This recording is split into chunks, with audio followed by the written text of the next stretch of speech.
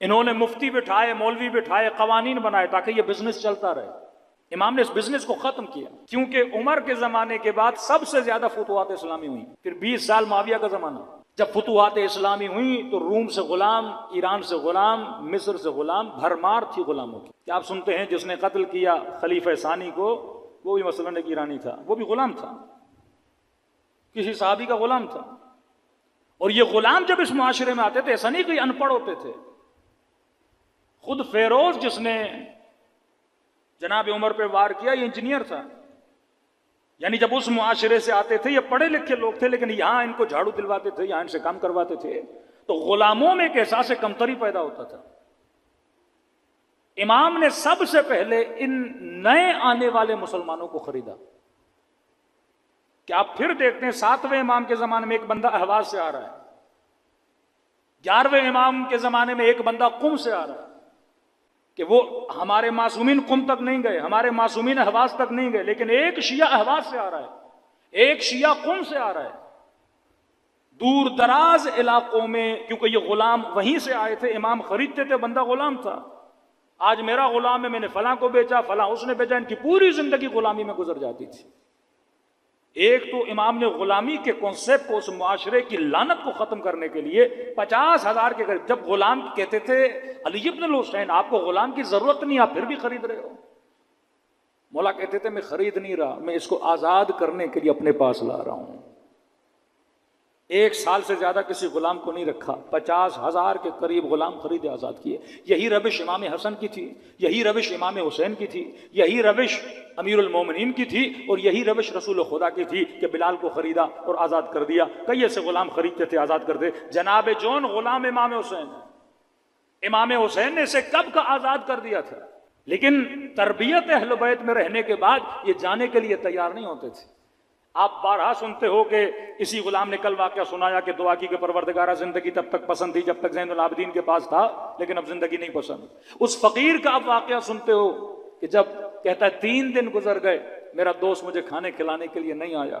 پھر امام حسن جاتے ہیں، کہتے ہیں کون سا دوست، کیا اس کا نام جانتے تھے؟ کہتا نہیں، ڈیلی آتا تھا، نام پوچھتا تھا کہ آپ کا نام کیا ہے، کہتا تھا نام جان کے کیا کرو گے، تو میرا دوست ہے، میں تیرا دوست ہوں۔ کھانا کھلاتا تھا، کبھی میرے سر میں درد ہوتا میرا سر دباتا تھا، گھنٹوں گھنٹوں میری باتیں سنتا تھا۔ امام حسن کی آنکھوں میں آنسو آ گئے کہ آج کے بعد وہ دوست نہیں آئے گا۔ کہنے لگا ایسی باتیں کیوں کر رہے ہو، 3 دن گزر گئے، مجھے دوست کی یاد آئی ہے۔ کہ پتا ہے وہ دوست کون تھا؟ کہ کون تھا؟ کہ وہ میرا بابا علی ابن ابی طالب تھا۔ یہ سننا تھا۔ وہ کہتا مجھے امیر المومنین کی قبر پہ لے جاؤ۔ قبر پہ لے جاتے ہیں، امام حسن فرماتے ہیں جیسے قبر پہ گریا کر کے کہتا مولا اے کاش مجھے پتا ہوتا آپ میرے مولا ہے، میں نے کتنی گستاخی کی، آپ نے میرے سر کو دبایا، آپ نے اپنے ہاتھوں سے لقمہ کھلایا۔ کہتے ہیں یہ قبر کو گلے سے لگا کے ایک مرتبہ اس کی روح وہیں پہ کیا کر جاتی ہے، پرواز کر جاتی ہے۔ یہ رشتہ اہل بیت علیہ الصلوۃ والسلام کا فقیروں کے ساتھ، یہ رشتہ غلاموں کے ساتھ، کہ جناب زید کے لشکر میں سب سے زیادہ جن لوگوں نے شرکت کی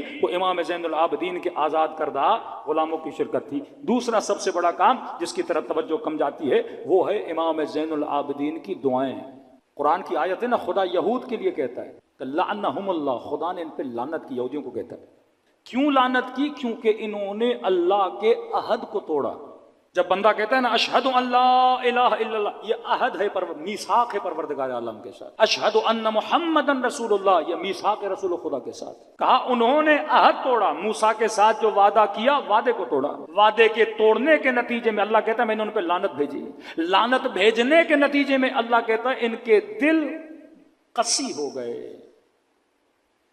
وہ معاشرہ جس نے رسول کے ساتھ کیا ہو وعدہ توڑ دیا، وہ چاہے غدیر کا وعدہ ہو، وہ چاہے مودت اہل بیت کا وعدہ ہو، نتیجہ وہی ہے۔ اللہ کی سنت بدلتی نہیں۔ اگر موسیٰ سے کیا ہوا وعدہ امت توڑے گی تو خدا لعنت بھی کر رہا ہے، خدا ان کے دلوں کو قسی بھی بنا رہا ہے۔ پتھر ختم اللہ علی قلوبہم، دلوں پہ مہر لگ جاتی ہے۔ ایک وعدہ محمد سے کیا، اب ہم کہیں خلافت علی کا وعدہ، مسلمان کہیں دوستی کا وعدہ، چلو دوستی مان لو۔ ایک وعدہ مودت کا کیا کہ یا رسول اللہ ہم آپ کی آل سے محبت کریں گے، لیکن امت اس وعدے کو توڑتی ہے، نبی کی بیٹی کو تکلیف دیتی ہے، حسن کے جنازے پہ تیر چلاتی ہے، حسین کے گلے کو سرزمین کربلا پہ کاٹتی ہے۔ نتیجہ کیا؟ لعنت تو آئی ان کے اوپر، لیکن نتیجتاً دل کیا ہو گئے؟ قسی ہو گئے۔ دل جب نرم ہوتے ہیں تب جا کے ہدایت ملتی ہے۔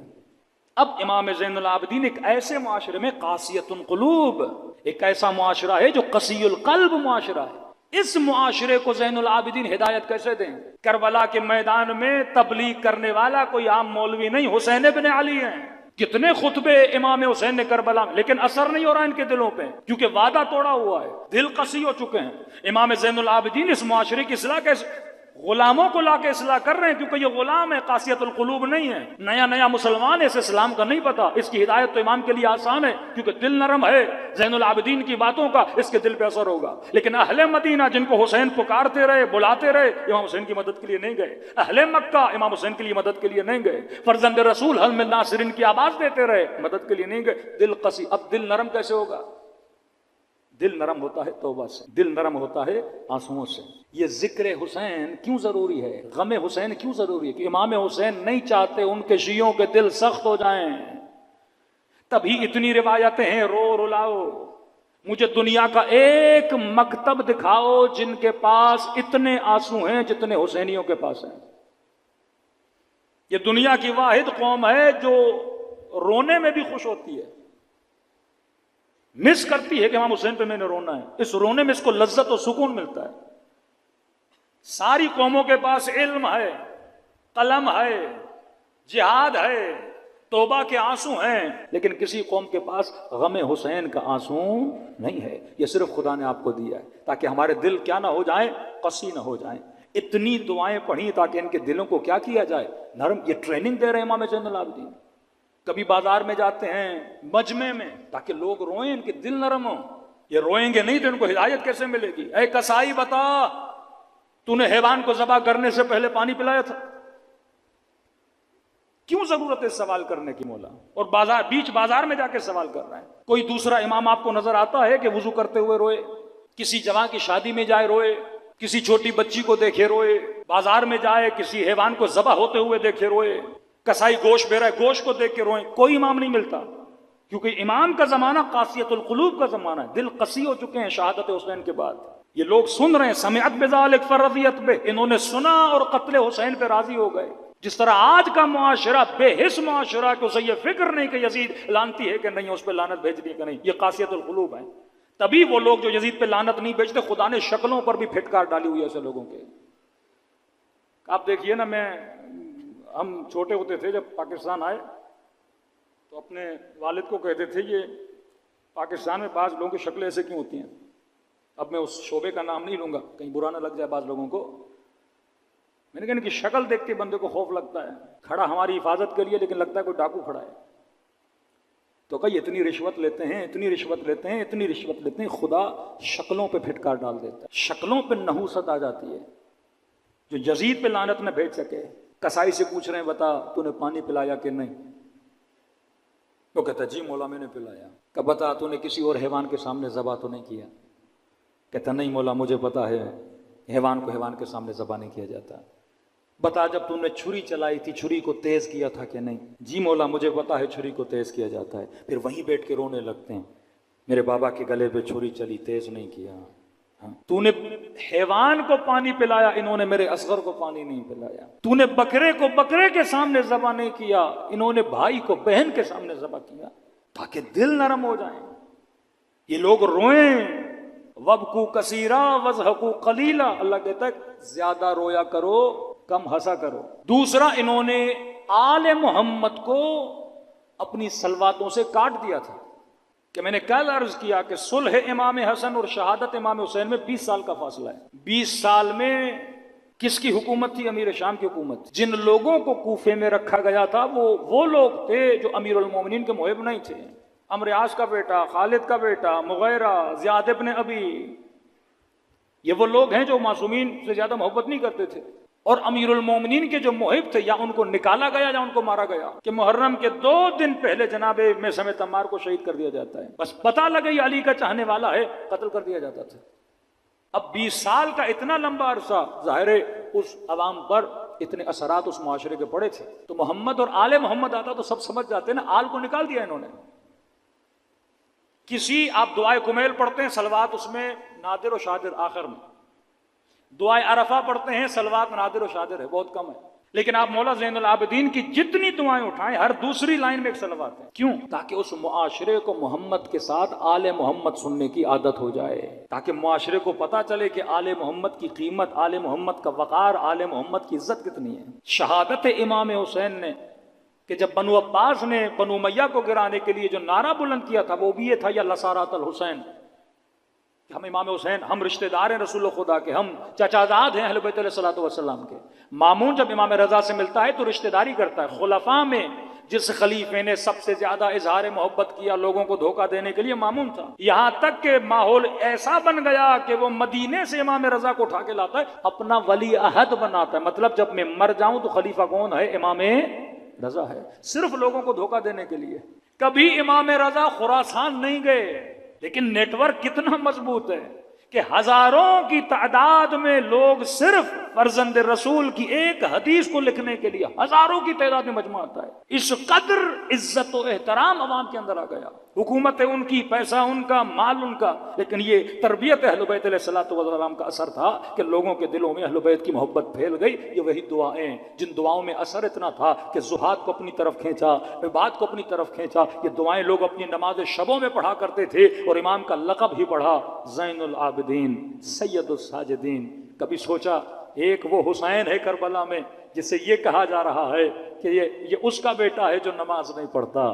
کبھی یہ کہا جا رہا ہے کہ حسین آپ نماز کیوں پڑھ رہی؟ اعوذ باللہ. شامی کہتے رہے یہ تو دین سے خارج ہو چکے ہیں. اور پھر ان کا بیٹا ہے جس کا لقب ہی پڑ جاتا ہے زین العابدین، سید الساجدین. لقب کو دیکھا کرو، کس زمانے میں لقب پڑا اور کیوں پڑا. مطلب اس زمانے میں اس لقب کی ضرورت تھی تاکہ امام زین العابدین کے بعد کوئی یہ نہ کہہ سکے کہ اہل بیت علیہ الصلوۃ والسلام عبادت نہیں کرتے تھے یا نماز نہیں پڑھتے تھے. اب تصور تقوی آتا تھا تو امام المتقین یاد آتا تھا، مومن کا نام آتا تھا تو امیر المومنین نام آتا تھا، سجدے کا تصور آتا تھا تو سید الساجدین یاد آتا تھا، عبادت کا تصور آتا تھا تو زین العابدین یاد آتا تھا، کسی سچائی کا تصور آتا تھا تو صادق آل محمد امام جعفر صادق یاد آتا تھا. صلوات پڑھے محمد و آل محمد.